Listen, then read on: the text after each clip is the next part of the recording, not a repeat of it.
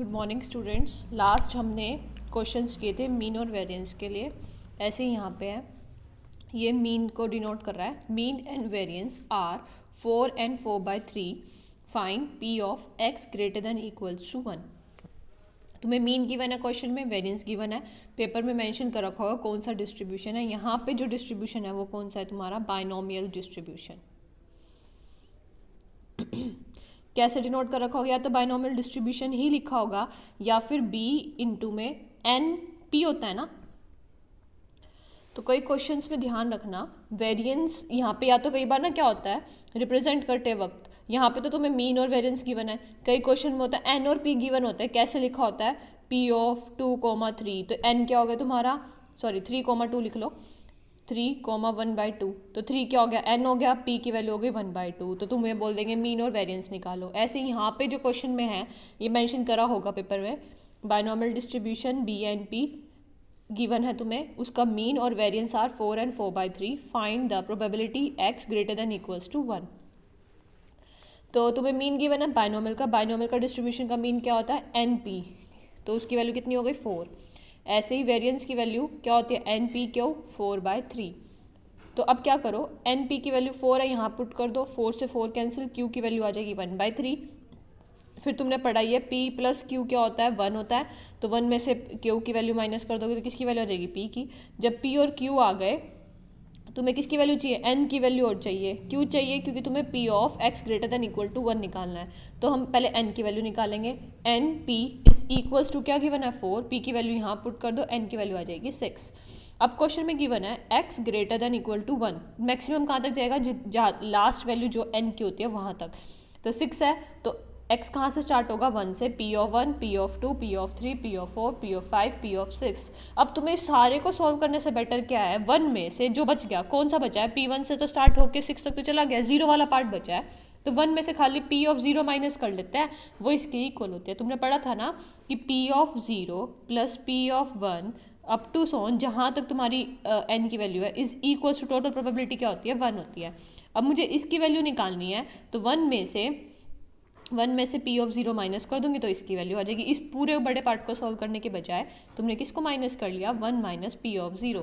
अब p of 0 तुम्हें formula लिखवाया था बाइनोमियल डिस्ट्रीब्यूशन का, p ऑफ x क्या होता है, NCx, p की पावर x, q की पावर n माइनस x। तो यहाँ पे p ऑफ 0 निकालना है, तो x को क्या पुट करोगे 0, NC0, p की पावर 0, q की पावर n माइनस 0, और n की वैल्यू क्या है 6, तो बन गया 6C0। p की वैल्यू तुम्हारी 2/3 है, x की वैल्यू 0 है, 0 पुट किया, q की वैल्यू 1/3 है, n की वैल्यू 6 और x की वैल्यू 0, तो ये पुट करके ये आंसर आ गया। उसको सॉल्व करा, तुम्हारी प्रोबेबिलिटी आ गई x greater than equals to 1।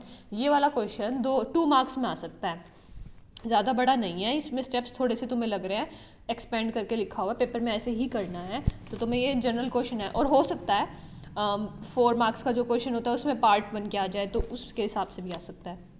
फिर इसमें बोला है हम वेरिएंस को इससे डिनोट करते थे, याद होगा तुम्हें, ई of x square minus mean का स्क्वेयर, या फिर इसकी बजाय हम ये भी लिख सकते हैं ई एक्स माइनस ई एक्स का होल स्क्वेयर। ये दोनों टर्म किसको रिप्रेजेंट करती हैं, वेरिएंस को। अब ये निकाल रहा है कोवेरिएंस। कोवेरिएंस क्या होता है, दो डिस्ट्रीब्यूशंस गिवन होता है एक्स और वाई, उनके बीच में क्या रिलेशन है या कितना वेरिएट कर रहे हैं, तो उसके लिए निकालना है। तो उसका जनरल फॉर्मूला होता है कोवेरिएंस का, तुमने पहले भी किया था, e of x minus e x, ये ई पूरे के ऊपर लगा हुआ है, x minus e x, y minus e Y.